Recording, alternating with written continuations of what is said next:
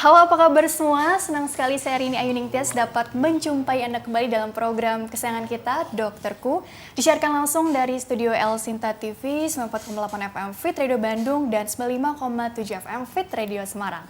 Seperti biasa, selama 1 jam ke depan kami akan menyajikan informasi seputar kesehatan Anda.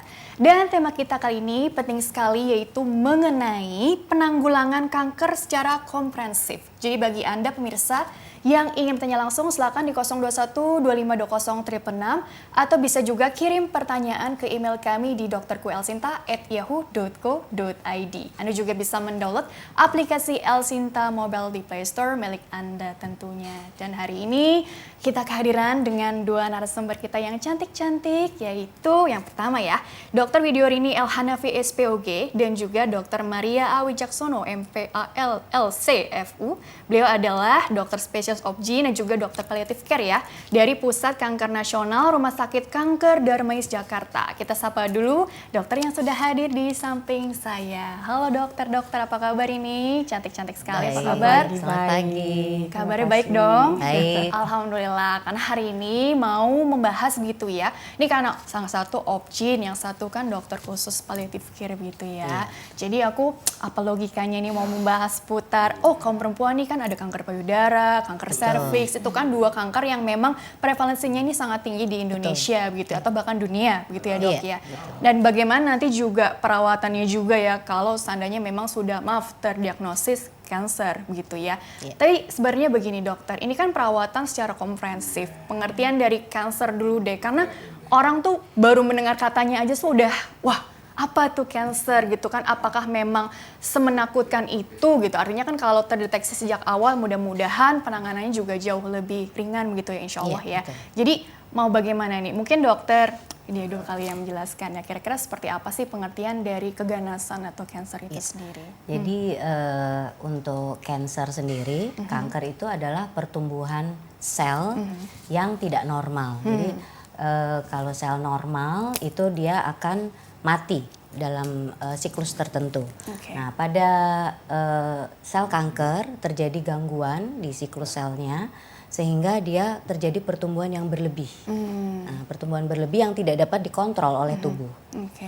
Jadi ini sel-sel abnormal tadi sebenarnya ini normal begitu ya dok ya. Kemudian bisa jadi apa tuh istilahnya? Jadi terjadi gangguan di siklus selnya sehingga terjadi pertumbuhan yang tidak normal. Dan setiap orang ini punya kans atau faktor resiko yang artinya gini, kalau bicara kanker itu kan multifaktorial begitu ya dok betul. ya. Apalagi kaum perempuan ini selalu identik dengan kalau di keluarganya katakanlah ibunya atau siapa ya, kakak perempuannya atau tantenya gitu ya pernah punya riwayat seperti itu. Kita harus lebih aware nih, harus lebih waspada apalagi kalau kanker payudara atau serviks gitu ya. Jadi bagaimana itu dokter? Kalau untuk kanker payudara memang ada hubungannya dengan mutasi gen. Sehingga kalau jika ada salah satu dari keluarga terutama dari garis ibu yang menderita kanker payudara atau kanker ovarium, indung telur. Nah, itu sebaiknya dilakukan pengecekan untuk ada tidaknya mutasi gen. Untuk kanker serviks dia tidak diturunkan, tetapi disebabkan oleh virus, yaitu human papilloma virus. HPV ya? Ya, HPV. Nah, HPV ini bisa dideteksi dengan melakukan screening, melakukan deteksi dini. Nah, itu sudah bisa dilakukan juga di rumah sakit, terutama di ibu kota ya atau di kota-kota besar. Itu sudah ada pemeriksaan untuk HPV. Atau mungkin di puskesmas gitu dokter kan sudah terjangkau nggak sih untuk pemeriksaan IVA gitu dan pap smear nantinya? Betul. Kalau untuk puskesmas mungkin sudah digalakkan oleh Kementerian Kesehatan sebagai program nasional untuk dilakukan IVA. Untuk pap smear masih terbatas apabila ada tenaga patologi anatomi, dokter patologi anatominya. Bila daerah tersebut tidak ada dokter patologi anatomi, mungkin bisa dilakukan IVA. Oke, begitu ya. Tapi sebenarnya begini ya dok ya, ini kan berarti menekankan pentingnya deteksi dini atau screening rutin bagi kaum perempuan atau sebenarnya kanker secara umum gitu ya dok ya. Yang punya faktor resiko tuh harus lebih aware lah, entah itu faktor usia atau lifestyle-nya dan faktor-faktor yang lain begitu ya dok ya. Nah dokter, mungkin ya dokter Mari bisa jelaskan gitu ya, mengapa sih penting sekali deteksi dini atau screening rutin gitu ya, terutama bagi yang punya faktor resiko tinggi? Karena kalau sudah tahapnya memang terdiagnosa kanker dan juga stadium lanjut, ini kan arahnya kan palliative care gitu ya. Jadi bagaimana mungkin pertimbangan dari macam-macam termasuk cost juga gitu ya dok ya? Baik, ya kalau kita lihat data di Indonesia memang sangat disayangkan bahwa kanker ini sebagian besar dikatakan hampir 70% masih terdeteksi dalam stadium yang lanjut. Padahal kalau seperti tadi Dr. Winnie sampaikan, kalau kanker itu bisa dideteksi secara dini, itu pengobatannya lebih gampang dan hasil pengobatannya pasti diharapkan bisa sembuh. Karena itu penting sekali menyangkut peran keluarga ini. Bagaimana keluarga harus saling mengingatkan, bagaimana seorang istri atau anak perempuan harus mulai melakukan deteksi dini, dan selain deteksi dini juga pola hidup sehat.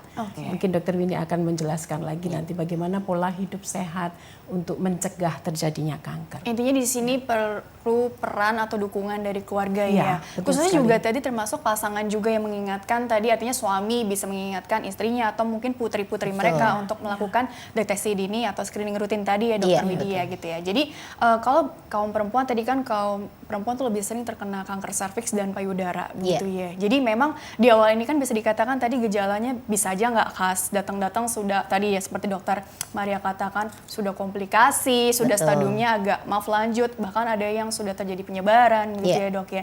Jadi mungkin untuk lebih ditingkatkan lagi awareness-nya, apa poin-poin yang ingin disampaikan juga ya mengenai tadi gaya hidup sehat yang mungkin bisa dijabarkan nanti dokter? Jadi kalau untuk pencegahan kanker memang tidak bisa sendiri. Jadi seperti tadi Dokter Maria bilang ada peran keluarga, kemudian juga lingkungan. Jadi gimana lingkungan kerja, lingkungan tempat dia tinggal. Nah itu juga sebagai faktor risiko pencetus terjadinya kanker. Bukan hanya untuk kanker yang perempuan ya, jadi ada juga kanker misalnya kanker paru, kemudian kanker usus besar. Nah itu juga salah satu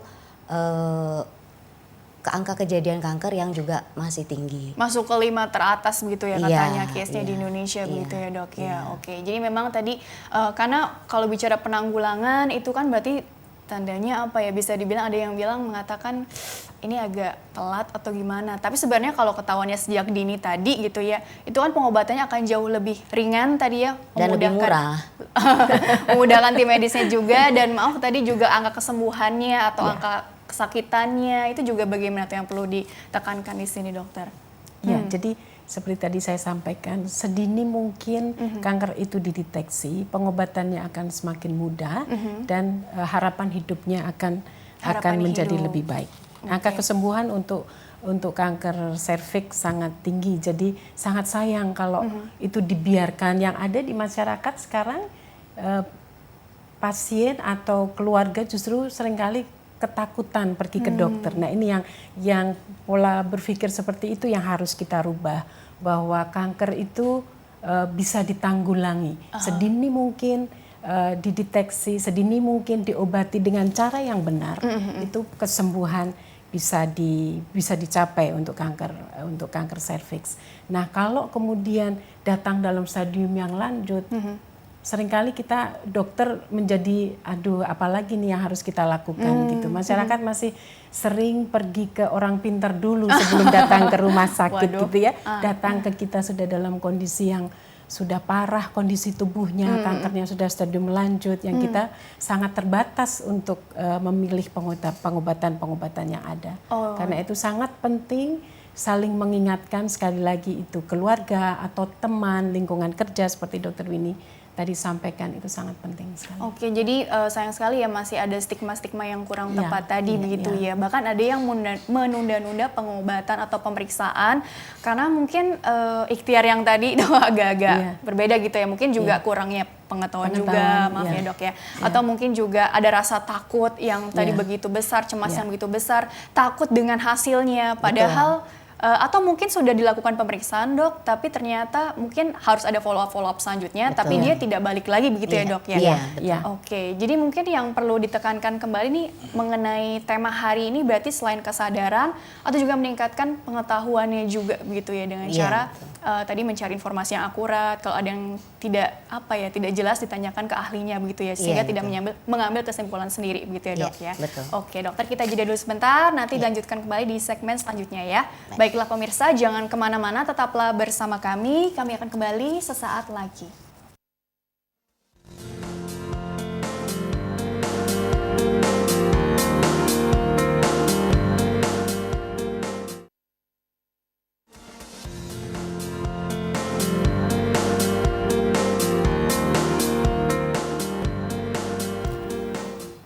Ya pemirsa, terima kasih Anda masih bersama kami di program Dokterku, masih membahas mengenai penanggulangan kanker secara komprehensif bersama dengan Dr. Widyorini L. Hanafi SPOG dan Dr. Maria A. Wicaksono MPALC LLC FU ya. Dan ini dari Pusat Kanker Nasional Rumah Sakit Kanker Darmais Jakarta. Nah dokter, dilanjutkan kembali ya Dr. Widi dan juga Dr. Maria nih. Karena kita bahasnya kan seputar cancer dan banyak juga yang masih bertanya-tanya ya, atau banyak orang yang sudah terlanjur percaya dengan maaf ya artikel-artikel yang dibaca di internet gitu yang belum tentu juga akurat gitu ya. Terus kemudian juga udah ngambil kesimpulan sendiri, dipercaya, diyakini, malah ada yang bilang jadi tanda kutip ya parno gitu ya karena artikel-artikel tersebut gitu ya. Nah ini ada slide-slide yang bisa dokter Widi paparkan dulu ya satu persatu ya. Coba deh slide yang pertama ini tentang definisi. Ini kan bagian dari promosi kesehatan gitu ya Iya, dok betul. ya. Nah ini maksudnya apa Jadi nih poin-poinnya? untuk promosi kesehatan artinya kita melakukan edukasi kepada masyarakat untuk supaya mereka mau meningkatkan dan memperbaiki kesehatan yang dimulai dari perubahan perilaku individu itu sendiri, kemudian juga ke lingkungan sekitarnya. Oke, meningkatkan dan memperbaiki kesehatan dirinya sendiri dan juga lingkungan sekitar. Iya. Mengajak bersama-sama Mengajak ya. bersama-sama. Khususnya betul. tadi para Kartini di Indonesia gitu ya. Ayo Iya. kita sama-sama periksa, apalagi Betul. udah ada program pemerintah tadi kan. Betul. Ya, bisa sama-sama gitu ya saling Iya. mengingatkan gitu Iya. ya dok ya. Oke, coba poin yang selanjutnya tadi ditampilkan dulu, belum selesai nih. Kemudian untuk pencegahan, jadi artinya pencegahan kanker itu juga sebenarnya berhubungan juga dengan pencegahan penyakit kronis. Jadi ada penyakit kronis yang bisa sebagai faktor risiko terjadinya kanker. Contohnya? Contohnya diabetes. Ya, diabetes berhubungan dengan misalnya penyakit kanker rahim. Oke, jadi artinya ada penyakit tidak menular gitu ya, yang akibat lifestyle tuh biasanya. Betul. Atau memang karena dari kecil juga sih ada juga kan diabetes tipe Iya, 1 juga gitu ya. betul. Jadi mungkin ada faktor resiko diabetes, hipertensi, atau yang penyakit-penyakit lainnya misalnya kolesterol tinggi dan lain-lain, itu juga Iya. perlu diperhatikan juga ya Betul, dok ya. iya. Perlu dijaga tubuh kita supaya terhindar dari ya tadi itu ya dok ya, ancaman-ancaman tersebut. Next slide, coba barangkali tentang apa saat ini. Oke. Masih dari Ya, promosi dari promosi kesehatan. kesehatan. Jadi memang ini merupakan usaha-usaha dari masyarakat atau dari kita juga tenaga medis untuk supaya bisa meningkatkan kesadaran masyarakat untuk dapat misalnya meningkatkan kesehatan mereka dengan cara mengubah perilaku Oke. hidup sehat.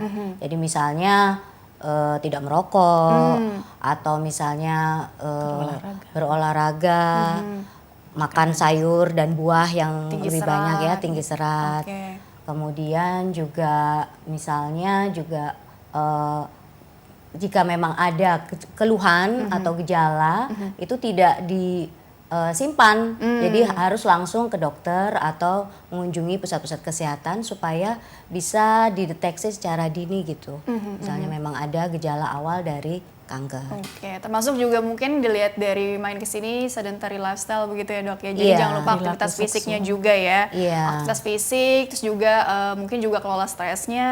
Iya. Terus kemudian macam-macam sih termasuk kalau bisa sih hindari makanan-makanan yang mengandung pengawet gitu ya dok ya. Betul, betul. Itu kan katanya juga paparan radiasi segala Iya, macam itu kan betul. selalu dikait-kaitkan ke faktor resiko kanker secara Betul. keseluruhan gitu ya. Iya. Coba ada slide selanjutnya lagi tentang apa barangkali ya. Ini Nah tahuan ini antusias ya. yang tadi, ini sebenarnya penjabaran yang tadi sudah saya sebutkan.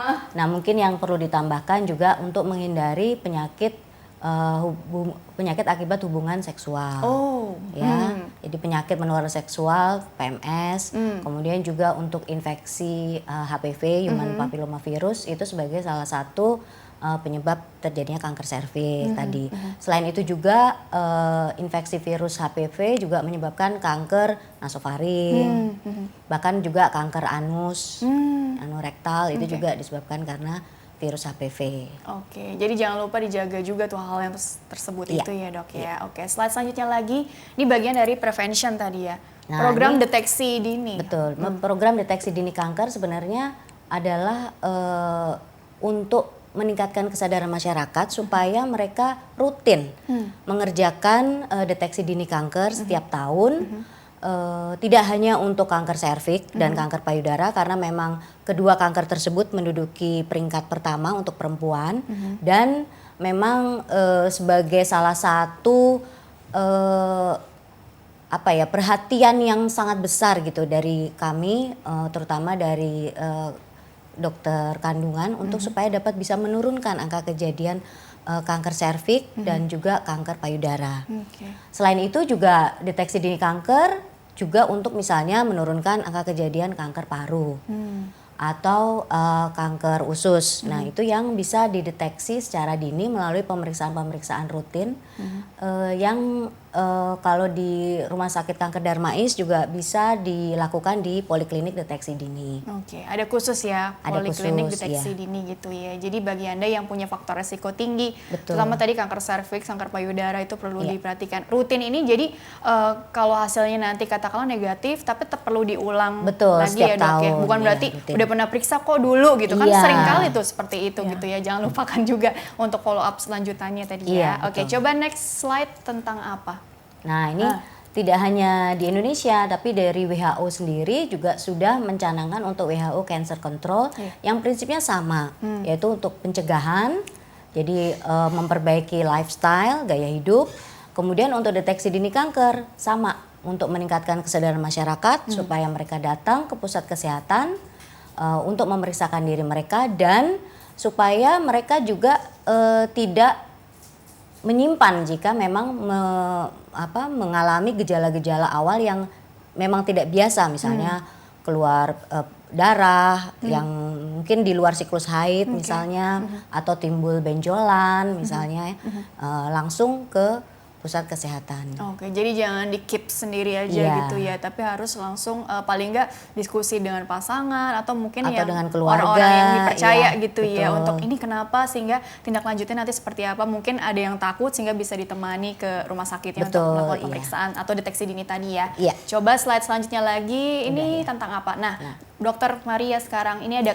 lambang kunci. Nah, ini gambar apa maksudnya ya dok ya? Ya, baik. Jadi gambar yang di atas sebelah kiri itu menunjukkan kehidupan keluarga yang aman, tentram, damai, bahagia.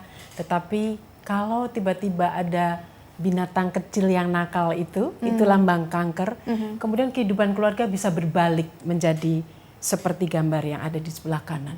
Sepertinya semua kehidupan di dalam keluarga itu sudah mau runtuh. Semua merasakan dampak dari penyakit kanker itu, tidak hanya pasiennya tetapi juga keluarganya. Karena itu kedua-duanya harus mendapat tata laksana yang baik. Keluarga diharapkan bisa mendampingi pasien sejak dalam stadium dini pun itu pasien memerlukan sekali pendampingan dari keluarga. Yang ada sekarang ini masih seringkali dijumpai ketika dokter Winnie menganjurkan untuk operasi, pasiennya mau, keluarganya justru yang tidak mau. Nah ini seringkali terjadi mungkin kesalahpahaman atau kekurang mengertian tentang penyakit kanker. Dianggap sesuatu yang, kalau sudah kanker itu sesuatu yang mematikan. Padahal tidak. Sekarang paradigma penyakit kanker itu sudah berubah, para pemirsa. Jadi bukan lagi penyakit yang mematikan, tetapi dianggap dan memang menjadi suatu penyakit yang disebut sebagai penyakit kronik, penyakit yang bisa dikontrol, seperti penyakit-penyakit kronis yang lain, misalnya Penyakit kronik diabetes, nih ya, tadi ya. penyakit hipertensi, itu suatu penyakit yang memang tidak bisa sembuh sama sekali, tetapi bisa dikontrol. Karena itu perlu sekali pendampingan dari keluarga sejak stadium dini sampai akhirnya nanti mungkin pasien harus sampai ke stadium terminal, peranan keluarga sangat penting. Oke, jadi mindsetnya tadi nih sama dengan manage gitu ya Iya. penyakit kronik begitu ya. Jadi pengobatannya asal dilalui dengan tadi sempurna, tahapannya dilalui dengan disiplin begitu ya. Iya. Mudah-mudahan hasilnya juga atau outputnya sesuai dengan yang kita harapkan bersama gitu Iya. ya. Coba slide selanjutnya lagi, tadi analogi tadi ya, tadi Iya. dunianya jadi seperti berbalik 180 derajat. Iya. Kemajuan di bidang kedokteran telah merubah paradigma cancer Iya. tadi ya dok ya, dari Iya. penyakit mematikan menjadi penyakit kronik yang dapat dikontrol. Alhamdulillah ya dok ya. Iya, iya. Alhamdulillah sekali ya. Kita bersyukur sekali Iya, di betul. Indonesia kemajuan di bidang teknologi, bidang kedokteran sudah sangat memadai. Jadi diharapkan pengobatan bisa dilakukan sedini mungkin. Betul. Coba next slide tentang apa barangkali ya. Jadi tujuannya dari pengobatan kanker. Iya. Oke. Coba maaf ditahan dulu sebentar ya dok ya. Baik. Disapa dulu penelpon kita ya. Halo, dengan siapa dan di mana? Silakan. Halo, Iya, dengan ibu siapa? Di mana bu? Dengan bu siapa bu? Di mana? di Jakarta. Silakan langsung saja pertanyaannya kalau begitu ya. Bu Nunung. Selamat pagi, Bu Dokter. Selamat pagi. Pagi. Saya pasiennya Ibu Dokter Widowiti. Pasien. Dari saya selfie. Pasiennya Dokter Widowiti. Oh iya. Pasiennya Bu. dokter. Pasiennya banyak ya, jadi yang mana ya gitu ya. Oke, langsung pertanyaannya ya dok. Ya dok, ya bu. Bu mau nanya, Jadi- saya kan ini sudah kontrol 3 bulan sekali. Hah? Berarti saya sudah 3 kali kontrol yang 3 bulan sekali ya. Saya sudah terakhir di Sinar Dalam itu sampai sekarang persendian tulang-tulang saya itu sakit gitu. Ya.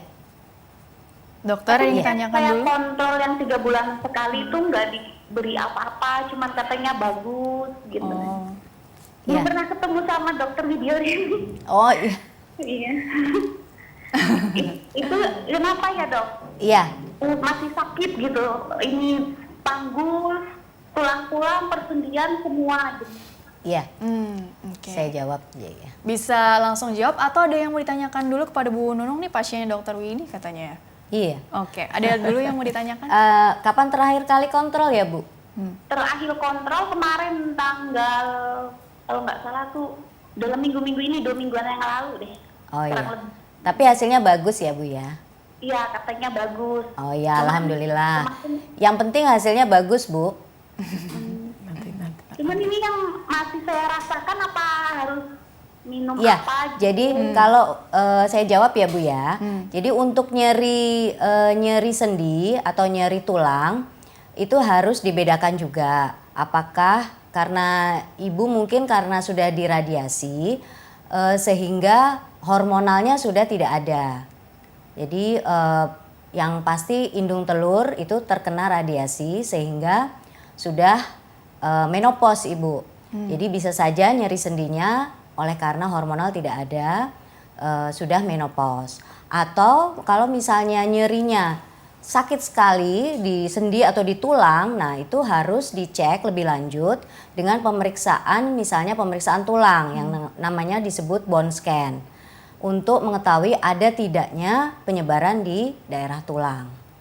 Begitu Bu? Kurang lebih seperti itu ya. Oh, sudah terputus ya. Oke, barangkali Dokter Maria bisa beri tanggapan juga walau pasiennya Baik. Dokter Widi sih, tapi Iya.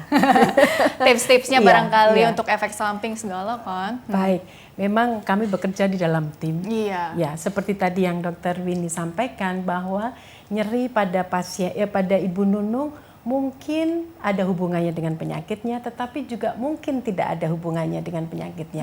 Oleh karena itu, silakan datang Ibu untuk kontrol. Kami akan periksa, kita akan cari nih penyebab nyerinya seperti apa. Ya, kadang-kadang nyeri itu bisa muncul tiba-tiba dan pasien seringkali ketakutan jangan-jangan ini karena kanker gitu ya.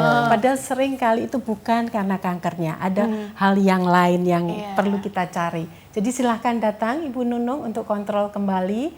nanti kita cek ya nyerinya Oh, kenapa iya. ya. Jadi dicari tahu dulu apa penyebab Iya. nyeri-nyeri persendiannya. Iya. Soalnya tadi kan nanyanya apa minum obat apa nih untuk mengurangi keluhan atau gejalanya Oh, gitu. iya. Itu memang dengan kontrol Iya, lagi memang ya. harus dicari dulu kenapa, apa sebabnya nyeri sendinya. Ketemu Iya. lagi dulu dengan dokternya gitu ya. Oke, dilanjutkan kembali yang slide tadi yang masih yang lambang kunci tadi ya kalau tidak salah ya. Iya. Tujuan pengobatan kanker, Iya. Dok. Jadi ketika seseorang datang kepada dokter ahli onkologi, itu tujuan pengobatannya bisa berbagai macam. Ketika belum ada kanker tentu, tetapi ada tanda kankernya, dokter akan melakukan tindakan supaya tanda-tanda atau gejala tadi tidak berubah menjadi kanker. Ada juga pengobatan yang kalau stadiumnya dini tujuannya supaya pasien ini bisa sembuh. Tetapi ada kalanya seperti tadi saya sampaikan pasien sudah datang dalam kondisi yang sudah agak lanjut, tentu kesembuhan tidak bisa dicapai. Tujuannya adalah bagaimana pasien ini bisa memiliki harapan hidup yang lebih panjang. Diperpanjang. Jadi pengobatan ke tempat yang benar itu sangat dianjurkan. Kalau sakitnya kanker ya perginya ke dokter ahli kanker gitu ya. Jadi supaya tujuan-tujuan tadi bisa tercapai. Tetapi sepanjang apapun yang dilakukan, kualitas hidup itu perlu sekali dijaga. Iya, Ya, ada seorang pasien yang stadiumnya dini tetapi tidak punya kualitas hidup yang baik, tentu akan mempengaruhi hasil pengobatan yang akan diberikan oleh para ahli kanker. Karena itu menjaga kualitas hidup menjadi sangat penting agar tujuan dari pengobatan bisa tercapai dengan baik. Quality of life ini berarti diukurnya dari kesehatan fisiknya, Iya, ya mentalnya, dan mentalnya, spiritual, emosional, dan sosialnya, semuanya dan sosial iya, gitu ya. betul Artinya sekali. nggak hanya keluhan fisiknya aja yang Iya. diatasi ya, tapi kan Iya. kesehatan ruhnya, spiritnya Iya, juga iya, diperhatikan ya. iya, Oke. betul. Makanya pentingnya tadi ya peran dukungan keluarga ya. Iya, Coba slide selanjutnya lagi tentang apa? Ya, Ini gambar ini tadi apa yang ya? kelihatan di sini bahwa peran keluarga itu bisa dari awal bahkan sebelum didiagnosa kanker sampai seterusnya sepanjang perjalanan penyakit kanker itu. Peranannya penting sekali. Betul. Jadi ada timeline yang perlu diperhatikan juga Iya, di sini iya, ya. Ada slide lagi selanjutnya. Faktor yang mempengaruhi hasil pengobatan tadi, dukungan dari keluarga sudah Iya, pasti. Tapi iya. ada poin-poin dari atau kriteria dari medisnya sendiri seperti apa sih dokter? Bisa dijabarkan nggak sih Iya, dari poin-poin jadi ini? yang nomor satu tentu jenis dari kanker itu sendiri, stadiumnya juga. Ya, Stage-nya, Mbak. semakin dini, semakin gampang diobati, semakin besar kemungkinan kesembuhannya. Oke. Kemudian yang kedua, memang harus pergi ke tempat pengobatan yang benar. Jadi kalau kanker ya di rumah sakit yang menyediakan layanan kanker yang komprehensif gitu ya. Kemudian selanjutnya adalah faktor yang lain, bagaimana pasien itu menerima. Itu sangat penting karena kalau seorang pasien didiagnosa kanker tetapi belum bisa menerima, kemudian tidak mau melakukan pengobatan, tentu kemudian akan mempengaruhi juga. Dan sekali lagi dukungan dari keluarga, tetapi juga dukungan dari masyarakat juga penting. Jadi seringkali ada tulisan-tulisan yang mungkin di sosial media yang belum bisa dipertanggungjawabkan secara medis sudah disebar, kemudian membuat pasien panik, menjadi ragu-ragu, kemudian meninggalkan pengobatan medis ke pengobatan lain yang belum teruji secara betul gitu. Itu juga peran masyarakat juga penting sekali. Betul. Coba slide selanjutnya. Artinya tidak mudah menyebarkan informasi yang belum tentu Iya, tepat, iya, akurat betul gitu ya. sekali, iya. Kan hoax itu di mana-mana ya Iya, sekarang ya. iya. Coba slide selanjutnya lagi. Oh ini. Ya, ini yang disebut dengan komprehensif. Jadi setiap pasien, setiap keluarga itu juga ikut bertanggung jawab terhadap keberhasilan dari pengobatan yang diberikan oleh dokter. Bagaimanapun pengobatan itu baiknya, bagaimana pinternya seorang dokter atau tim dokter, kalau pasien dan keluarga tidak mau terlibat aktif di dalam pengobatan tersebut, akan kurang baik hasilnya. Jadi bersinergi ya semuanya iya, ya. iya, Jadi iya. pasiennya juga, keluarga pasien dan juga Iya, tim medisnya ya. iya. Komunikasi harus tetap jalan Betul terus sekali, gitu ya. iya. Jangan ada yang diumpetin atau Disembunyi. dipendam sendiri, Iya. disembunyikan gitu Iya, ya. Termasuk juga pasien berhak tahu kondisinya Betul sekali. apapun gitu Iya. ya. Oke. Tanggapannya seperti apa tuh Dok untuk poin yang seperti itu tuh? Karena banyak yang bagaimana nih Dokter Winnie? Kalau untuk yang apa namanya, artinya seperti misalnya pasien dia udah tahu kalau dia menderita atau misalnya mempunyai keluhan-keluhan, ya sebaiknya bicara dengan anaknya atau misalnya suami atau pasangannya untuk supaya bisa diantar ke rumah sakit. Keterbukaan gitu ya. itu penting ya. Iya, terbuka. Oke, baik. Coba kita sekarang masuk ke pertanyaan email dulu aja kali ya, karena Boleh. ini ada 2 pertanyaan yang juga menarik untuk ditanggapi atau bahkan ini sangat penting ya. Dan bagi pemirsa yang ingin bertanya via email, silakan kirim saja pertanyaan ke drkuelsinta@yahoo.co.id. Format lengkapnya di bawah ini, nama, usia pasien, serta tempat tinggalnya. Baik, pertanyaan pertama dari Bapak Farman dari Bekasi. Assalamualaikum dokter. Waalaikumsalam ya. Anak saya perempuan, umurnya baru 1 tahun. Anak perempuan umur baru 1 tahun. Dan mau tanya nih dokter, di dadanya, tepatnya di payudara sebelah kanan anak saya ini, ada benjolan kalau diraba. Ini anak-anak ya dok ya? Iya. Bagaimana dok, apakah ini ciri-ciri atau gejala kanker? Pertanyaannya, apakah bisa juga dok dialami anak-anak keluhan seperti ini? Terima kasih, artinya mengarah ke keganasan gitu ya. Kalau faktor resiko, bisa nggak sih dari genetik atau bawaan juga untuk kasus-kasus tertentu? Tapi secara umum bagaimana dok menanggapinya dok? Iya, jadi pada kasus yang tadi, kalau untuk anak-anak 1,5 tahun ya, 1 tahun? 1 tahun, ya belum tentu benjolan itu kanker. Iya. Bisa saja benjolan itu mungkin tumor jinak. Nah itu memang harus diperiksakan. Apakah memang misalnya tumor jinak dari lemak, tapi belum tentu juga kanker. Iya. Kalau untuk yang keturunan, untuk kanker payudara biasanya jarang pada usianya yang terlalu muda gitu. Untuk anak-anak balita atau mungkin di bawah 20 tahun biasanya jarang untuk kasus kanker payudara. Oke, jadi bisa aja ini mungkin tadi kelenjar lemak atau apa gitu. Ini Iya. konsulnya ke dokter spesialis anak barangkali Anak, ya, iya. untuk lebih detailnya lagi seperti apa. Dokter Maria sendiri ada mau memberi tanggapan untuk Pak Parman ini barangkali, saran-sarannya juga. Iya, jadi Bapak jangan menunda untuk membawa putranya ke dokter, putrinya ke Putri. dokter, karena sekali lagi saya kira bukan berarti benjolan itu selalu kanker, seperti tadi yang disampaikan, mungkin hanya infeksi juga seringkali terjadi pada anak-anak. Jadi sekali lagi sebaiknya untuk segera ke dokter untuk diperiksa lebih lanjut sebetulnya benjolan itu apa. Oke, seperti itu ya. Jangan ditunda-tunda lagi Jangan ya. ditunda. Oke, pertanyaan selanjutnya ini juga menarik sekali ya, yaitu dari Ibu Via, usia 28 tahun, Jakarta. Dokter, saya mau tanya ya. Saya ini haidnya ini tidak teratur dok, bisa 2-3 bulan sekali. Tetapi setiap bulan nih dokter ini, saya hampir selalu merasakan gejala PMS, yaitu nyeri yang sangat nyelekit, di payudara kanan saya dokter. Tapi kalau saya amati payudara saya nampak normal, artinya tidak ada perubahan bentuk dan lain-lain. Iya. Begitu kata Via ya. Kira-kira yang saya alami ini disebabkan oleh apa dok? Apakah bisa berarti ada tumor walau tidak teraba dengan tangan, dengan sadari gitu ya. Jadi terima kasih, mohon bantuan. Jadi pengertian tadi sempat di-mention juga tumor kan tumor jinak barangkali tadi ya. Tumor jinak, tumor ganas itu jelas berbeda. Ini perlu penekanan juga nih dokter. Iya. Jadi kalau tadi untuk keluhannya Mbak Via ya, kemungkinan adanya gangguan hormonal. Nah kalau memang misalnya siklus haid tidak lancar, 3 bulan sekali, 2 bulan sekali, nah itu mungkin harus dicek apakah memang ada gangguan hormonal yang misalnya berkaitan dengan yang namanya PCO, Polycystic Ovarium Syndrome. PCO misalnya. ya? PCO. Nah kalau untuk nyeri pada payudara juga bisa disebabkan karena adanya gangguan hormonal.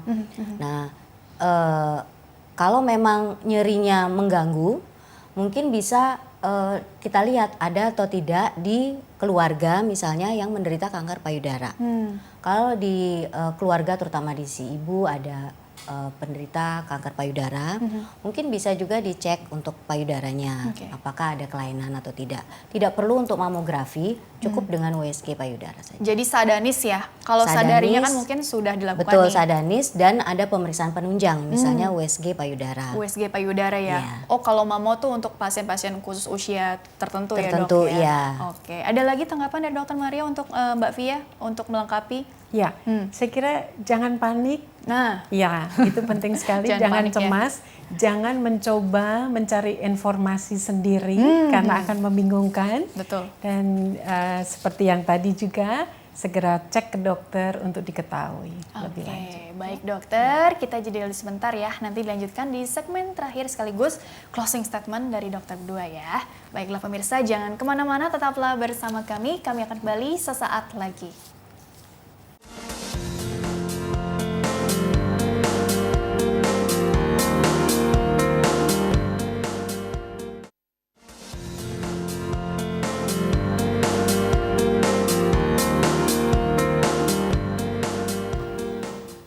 Ya pemirsa, terima kasih Anda masih bersama kami di program Dokterku, masih membahas mengenai penanggulangan kanker secara komprehensif bersama dengan Dr. Widyo Rini L. Hanafi SPOG dan Dr. Maria A. Wicaksono MPA LLC FU dari Pusat Kanker Nasional Rumah Sakit Kanker Darmais Jakarta ya. Dan dokter-dokter, kita lanjutkan kembali ya. Ya, sayang deh, waktunya kan terbatas ya dok ya. Sebelum ke closing statement dari masing-masing dokter, aku mau bertanya seputar poin preventifnya ini gitu ya, pencegahan. Karena kan sekarang kan ya godaan makanan juga, terus juga agak lebih pasif juga orang-orang, lebih banyak duduk main gadget gitu ya dok ya. Stres di mana-mana, macet di mana-mana, itu udah pola orang modern tuh seperti itu gitu ya, apalagi di kota-kota besar. Jadi bagaimana ya dok ya untuk menghindari ya atau menanggulangi faktor resiko tersebut di era yang memang seperti sekarang ini dokter? Preventifnya seperti apa itu? Iya, jadi seperti yang tadi disampaikan bahwa untuk pencegahan, untuk memperbaiki lifestyle. Jadi yaitu jangan stres, kemudian juga memperbaiki pola makan, Iya, betul. berolahraga, kemudian mungkin rekreasi, ya. Dan yang paling penting juga ada pencegahan, khususnya misalnya untuk kanker serviks, kita bisa melakukan vaksinasi HPV. Betul. Ya, vaksinasi HPV sekarang bahkan sudah jadi program pemerintah untuk memberikan vaksinasi HPV pada anak kelas 5 SD. Kelas 5 tuh. Kelas 5 SD yang kemudian nanti akan diulang lagi di kelas 6-nya. Gitu. Nah, vaksinasi HPV ini sangat penting karena dengan adanya vaksinasi sehingga infeksi HPV terutama HPV 16-18 yang menjadi penyebab kanker serviks itu bisa ditanggulangi. Yang high risk tadi ya Yang bisa high risk, ditanggulangi betul. gitu ya. Terus juga jangan lupa juga tadi sadanis. Betul, sadanis Iya. terutama untuk kanker payudara, kemudian tidak merokok itu Iya. untuk kanker paru ya. Kemudian juga memperbaiki pola makan. Nah, pola makan ini berhubungan dengan kanker usus besar. Gitu. Karena kan tadi ya makin banyak makanan cepat saji, Betul. yang tinggi lemak atau Betul. tinggi gula, macam-macam Iya, gitu ya. betul. Dan itu memang enak ya kalau dilihat-lihat ya, Iya. bawahnya pengen nyoba gitu ya. Nah dokter Maria sekarang tambahannya untuk pencegahannya begitu. Untuk pencegahannya, saya kira sudah dibahas semua tadi sama dokter Atau mungkin Winnie, ada ya. mau tambahan lagi untuk bagaimana mengelola stresnya, peran dukungan keluarganya juga, biar tadi kan apalagi buat yang pasien-pasien yang katakanlah sudah alhamdulillah udah sembuh nih dari Iya. kanker, kan Iya. bisa menularkan semangatnya lagi buat teman-teman yang masih berjuang di luar sana gitu ya. Iya. Jadi bagaimana nih supaya mencegah agar sesuatunya tidak jauh lebih terpuruk lah ya, tapi tetap happy, tetap dalam kondisi yang bisa dibilang pikiran, perasaannya tuh selaras gitu ya. Jadinya kualitas hidupnya jauh lebih meningkat, Dok. Baik, jadi yang paling penting adalah bisa menerima. Bisa menerima kondisi penyakitnya itu, Betul, kemudian terus berkomunikasi dengan dokternya, Betul. mengikuti apa yang dianjurkan oleh dokter dan bisa mengelola stres. Artinya setiap orang hidup dengan stres, tidak bisa kita hidup tanpa stres. Dikelola aja ya. Ya, bagaimana mengelola stresnya? Ya, seperti tadi beristirahat yang cukup, berolahraga dan berkomunikasi dengan dokter dan dengan keluarga itu menjadi sangat penting. Jadi jangan pernah menyembunyikan apapun yang dirasa tidak nyaman oleh pasien. Segera sampaikan kepada dokternya. Kalau kemudian ada masalah ketakutan, kekhawatiran dan sebagainya, boleh berdiskusi dengan keluarga. Kalau keluarga mengalami kesulitan, kami dari perawatan paliatif juga bisa mendampingi. Kami menyediakan psikolog juga, rohaniawan, dan pekerja sosial medis. Kalau Bapak Ibu sekalian mengalami kesulitan di luar aspek medisnya. Saya kira dengan mengelola semua aspek yang bisa mempengaruhi timbulnya penyakit atau memperberat gejala yang muncul, itu bisa akan menjadi hasil pengobatannya menjadi lebih Iya, jadi sebenarnya prinsipnya sebagai manusia kita tetap ikhtiar gitu ya. Iya, iya. Walaupun memang ada yang mengatakan oh ini takdir atau apa gitu ya. Iya, Tapi kita harus optimal, usahakan ikhtiarnya tadi semampu kita sebaik mungkin, Iya, begitu ya. Serahkan hasilnya pada yang Tuhan. Jangan lupa berdoa selalu tadi kan, spiritualitasnya iya. ini perlu dijaga selalu antara keluarga dan juga pasien begitu ya. Oke, karena waktunya terbatas, jadi closing statementnya singkat saja Iya. mengenai mungkin pentingnya deteksi dini. Sekali lagi bisa ditekankan dokter Iya. ini dan juga dokter Maria sekali lagi. Ya, jadi untuk penanggulangan kanker secara komprehensif tidak hanya dengan pengobatan ataupun paliatif saja, tetapi juga dengan deteksi dini. Nah, penanganan deteksi dini selain memperbaiki lifestyle juga berkunjung rutin ke pusat-pusat kesehatan atau rumah sakit yang sudah menyediakan untuk pelayanan deteksi dini kanker. Seperti di Rumah Sakit Kanker Darmais, kami mempunyai poliklinik deteksi dini yang buka setiap hari dari Senin sampai Jumat, yang bisa ibu-ibu, bapak-bapak kunjungi untuk memeriksakan secara rutin setiap tahun. Oke, dari Dokter Maria silakan. Baik, dari saya kira perlunya peranan keluarga di dalam mencapai tujuan dari pengobatan yang sudah ditetapkan oleh para dokter. Jadi sekali lagi jangan cepat-cepat menerima informasi dan kemudian percaya dengan informasi tersebut, tetapi mohon untuk didiskusikan dengan dokternya. Kemudian yang kedua, pendampingan keluarga pada saat pasien sedang mendapatkan pengobatan, karena kita tahu pengobatan kanker itu menimbulkan efek samping yang bisa cukup berat, tetapi efek samping tersebut bisa ditanggulangi, bisa dikurangi apabila ada peranan dari keluarga, dukungan dari keluarga. Saya juga berpesan untuk setiap keluarga bisa menghargai keinginan pasien, menghargai dan melibatkan pasien di dalam setiap keputusan yang akan diambil dalam pengobatan yang ditentukan bersama dengan dokternya. Saya kira itu. Baik Dokter Maria dan juga Dokter Mini, terima kasih telah berbagi ilmunya di sini. Mudah-mudahan membawa banyak manfaat untuk orang banyak. Sukses dan Amin. berkah selalu untuk dokter-dokter ya. Amin. Baiklah pemirsa, terima kasih juga Anda telah mengikuti program ini. Saya Rini Ayuning Tias beserta seluruh kru yang tugas mohon undur diri dari hadapan Anda. Terima kasih dan sampai jumpa. Selamat pagi.